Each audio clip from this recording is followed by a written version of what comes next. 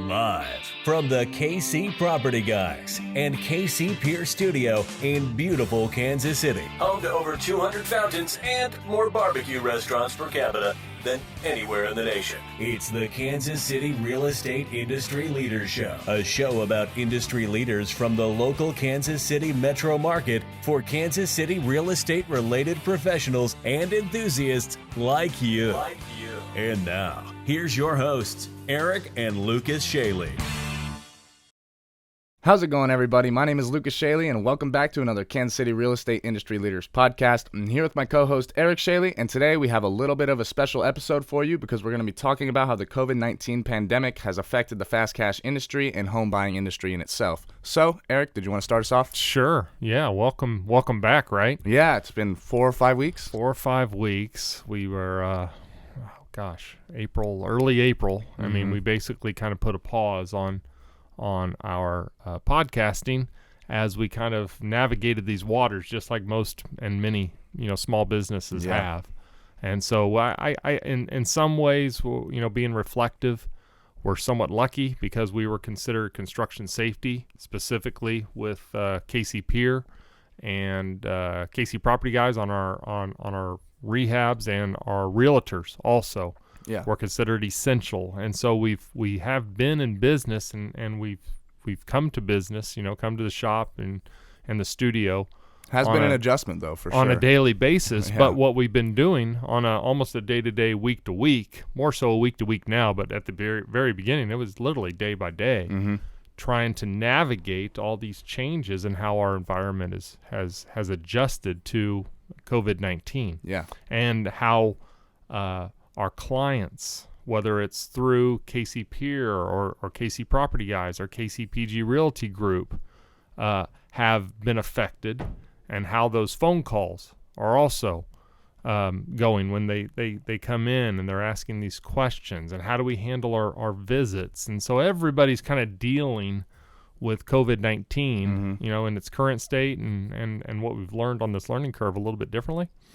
And so we're going to spend some time today kind of talking about some of those general, not necessarily specifically about us, but at least our observations on how it's affecting the markets. Yeah. And maybe some takeaways that we can kind of talk about, from that perspective. Especially with the listing side of it, coming to the houses. When I know we go and we purchase houses straight up, but when we have to actually list a house, it's really hard for people to actually get into the house and see it for themselves now. Well, I mean, the listing side of it has changed quite a bit, and so now many of these listings are being encouraged to do virtual tours. All right, and so KCPG Realty Group specifically has been adjusting to those changes. You're not having mass open houses. The open house can't do it anymore on a Saturday and Sunday is just, it's temporarily on hold. Yes. And so, you've been doing some marketing and work with KCPG Realty Group where you're actually going through these houses now and doing virtual tours. Yeah, we actually did bring in some new technology. We have a small mini drone that actually shoots really, really high quality video that we're able to take inside. And it's just great because you can get these awesome cinematic shots really simply, and it takes probably about an hour to do it, and then we can actually give the buyer of the house or whoever's looking at the house a lot better idea of a really nice virtual tour. Yeah, right, exactly. And so we've adjusted our virtual tours and provided those with all of our listings. The call flow has even changed, so It's gone from... That's more something that you've seen for sure. Absolutely. Yeah. And so it's gone from, extremely active to, hey, what's going on? I think we're going to put things on hold. So, no calls really came in there for a while. And then it was up and down and kind of variable. And now we're starting to see some ramping back up. But at the same time, it's changed. The calls that we're getting now on Property Guys specifically are related to must sells. Yeah, because no one's looking to move in the middle of the COVID-19. The shopping has slowed down dramatically. Oh, definitely. But the must sells, people that are either affected by COVID-19 personally, whether through its furloughs or layoffs or even job losses. Those people are making some calls to even estates and trust. We're working a lot with estates and trust, not necessarily COVID-19 passings or deaths, but estates and trusts, deaths still happen. Life still goes on. And so we are working with, those types of calls. But the people that are just kind of shopping, thinking about cash or a traditional real estate market, that definitely has changed. And how you approach the houses when you look at them has changed. Yes. Right? We're wearing gloves. We're wearing masks. We're courteous of the homeowners that are in there. Absolutely. And so those everybody's different, and they're thinking of that as well. We come prepared, with our gloves and our mask, but homeowners sometimes don't, and it's their personal choice. But we're coming in protected, right? Yeah. Even with KC Pier, that's essential work, and that work, it's springtime, so they're backed up. But those guys are now they're gloved up, they're masked up, cleaning their equipment, not sharing the equipment, sealing off that last point of exit. So we're working in semi-closed environments at times. Those types of adjustments have had to be had as well. Just small adjustments, right? Yeah. So, today's environment, COVID-19, and the real question to a lot of business owners, even though we're going to open up here May 11th, a week from now, is what's to come? I mean, what's going to happen on the housing side when we meet with the Realty Group and even from me personally, from the creative real estate side with KC Property Guys, is how is COVID-19 and these job furloughs and layoffs and changes going to affect long-term effects of what are the specifically the distressed and foreclosure markets going to look like? Yeah. What's this going to be like? And once these banks begin to catch up with some of these people that have not been making mortgage payments, especially through the pandemic because of COVID-19, yes, they're basically putting on hold. But at the end of the day, they're not going to forgive the debt. The debt is going to continue at some point. That's going to have to be picked back up and paid for those that can't catch up. If they can't reinstate, ultimately, there's potential of foreclosure rush, and that's some of the rumors on articles that you read. Is what does the fourth quarter of 2020 look like? Yeah. How does that affect the housing demand? How does that affect homeowners' housing demand and buyers? Right now the interest rates are fantastic, and so there's actually very low inventory on the market. Yeah. But there's a plethora of buyers that are ready, that have gone through the refinancing or have been approved through the loans that prior to COVID, but yet they can't find the house that they want because the inventory is low. People simply aren't selling. And so we're going to be navigating COVID-19. I guess that's my point, is we're going to be navigating COVID-19. Even though we open up on the 11th, we're going to be navigating this for potentially through 2020. Like what you hear so far? Make sure you never miss a show by clicking the subscribe button now. The podcast is made possible by listeners like you. Thank you for your likes, shares, and support. Now, back to the show. No, you're absolutely right about that. And just me talking to my friends at home and coworkers, we're going to be very, very cautious even going out after this is opened up and the state's opened up. I think all marks are going to be conservative. Oh, absolutely. They have to be depressed at some level, because certain people are judging and navigating COVID differently, right? And regardless of the industry.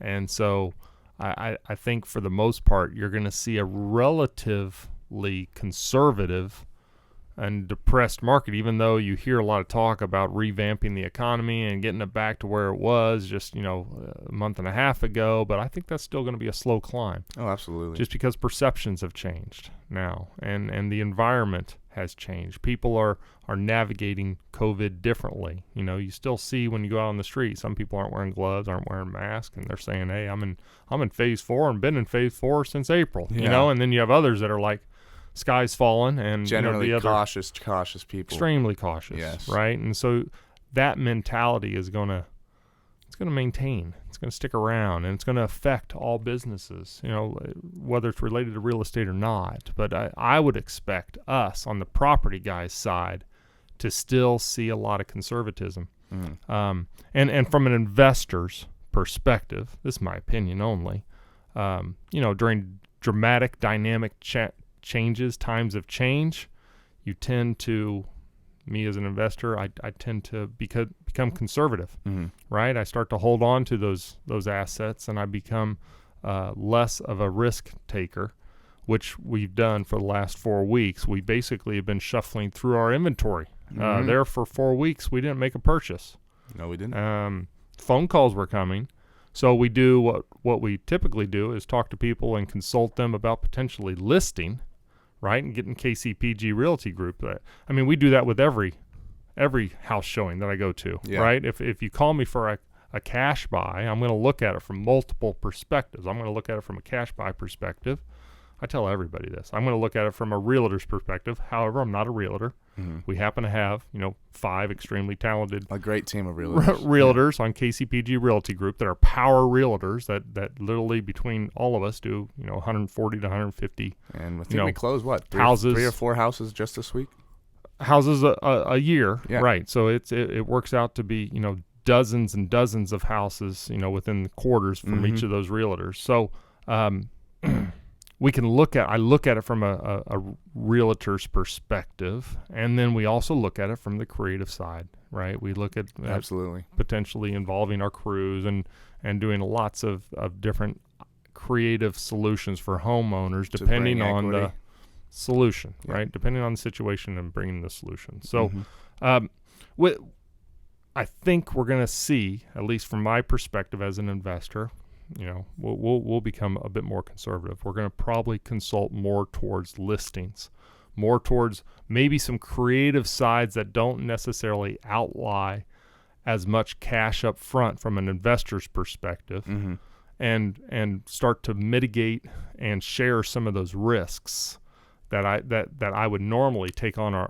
myself with a cash purchase.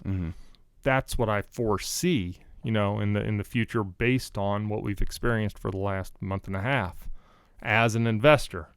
And you just use the earmarks of people, right? You read people, you read situations. The economy, though, is good. The rates are fantastic, but you just simply don't know the conservatism of people. And that's what, if you could predict it well, everybody would be a stock market home investor and everyone would be rich. A broker. It's there's too much uncertainty out there. And so I think that's what we're going to probably gauge, at least in the early months of our post-COVID environment.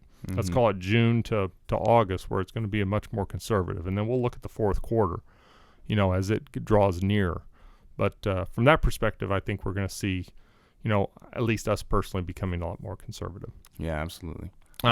So on the peer side, now that one's from that perspective is that's based off of homeowners. And so what we've seen on the peer side specifically is it's raining. And it's raining a bunch. Literally yesterday, I think it rained, at least 10 hours. Guess what happens when it rains? Water in the basements. Water's in the basements. And you've been doing a lot of marketing on this, and you've been videoing all these interior drains and exterior waterproofings.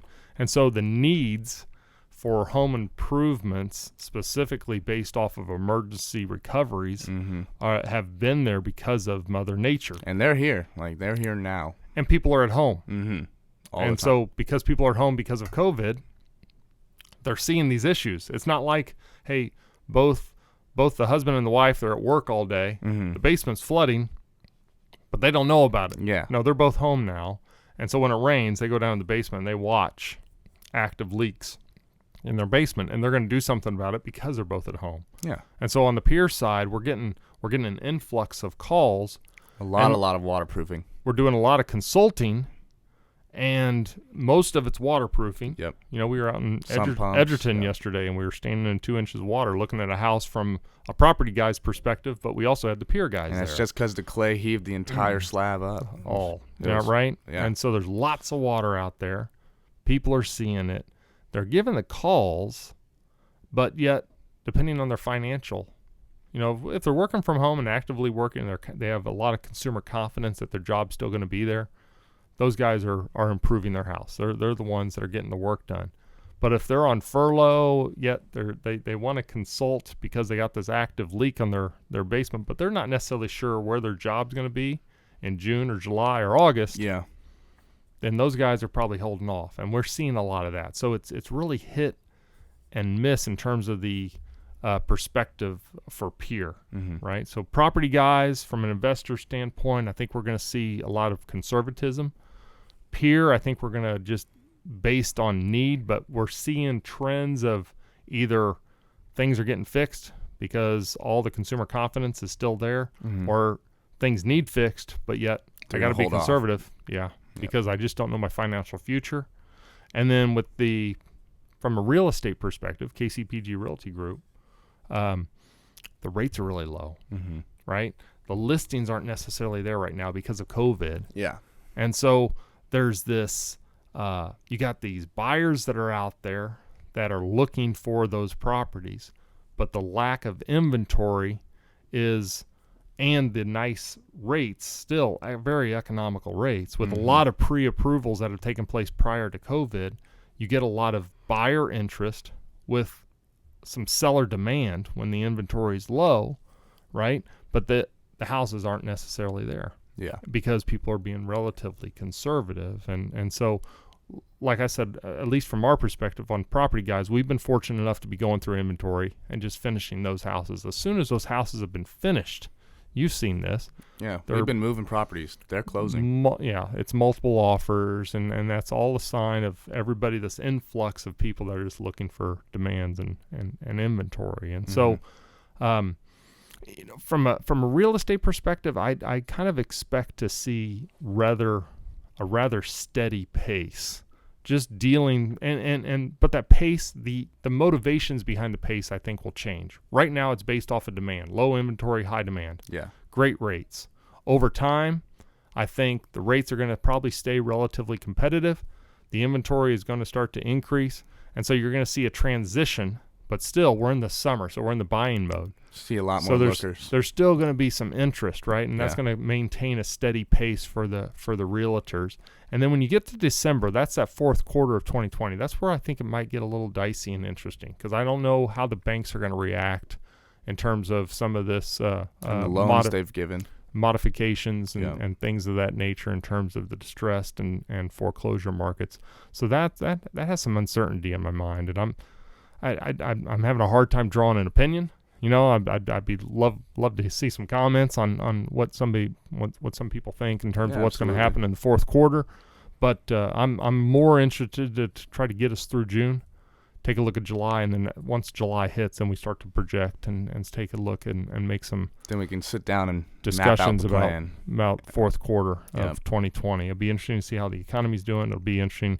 We're going into an election year in November. Yes, we are. We're going to know what those interest rates are. I think we just see a lot of potentially dynamic change, which also rolls back because I can't really, see the fourth quarter like I feel sometimes. Predict the future, right? Yeah. But a lot of times I feel you got confidence whether you feel like what the fourth quarter is going to bring. But because it's not there, that's where I'm saying back on KC Property Guys, specifically on the investment side, that it needs to probably be a little bit more conservative. And I would advise any investor, home investor, real estate investor, anybody that dabbles in investment in real estate to probably take the same approach.